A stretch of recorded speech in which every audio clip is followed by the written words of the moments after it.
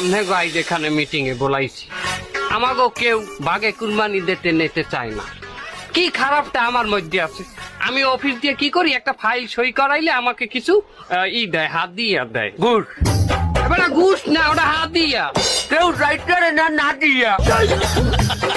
তোমার ইনকাম আর আমার ইনকামের মধ্যে বহুত ব্যস্তম আছে। হ্যাঁ এটা আমিও জানি। তোমার না সুদ করে আমি না, ওটা খারাপ উনাই মুনাফা কা মুনাফা মুনাফা খাওয়া নীলুফা খাওয়া সুদ তো সুদ আর পাপ হেমালা পাপ। এই জন্য সুৎখোর আর ঘুষখোর পাশাপাশি বসা চাই না, বাইরে গেছে। এবার তো কতটাও পাপ আছে, আমার কোনো পাপ আছে? আমি কি করি? আমি ডাহাতি করি। তাছাড়া এই কুরবানিতে আমি কুরবানিতে মুদেক্কা স্পেশালি 2 জন ইমামের বাসায় আমি ডাহাতি করছি। এই দুনিয়াতে ইমামের তাহার চেয়ে হালাল তাহা কি আর আছে? এরপরে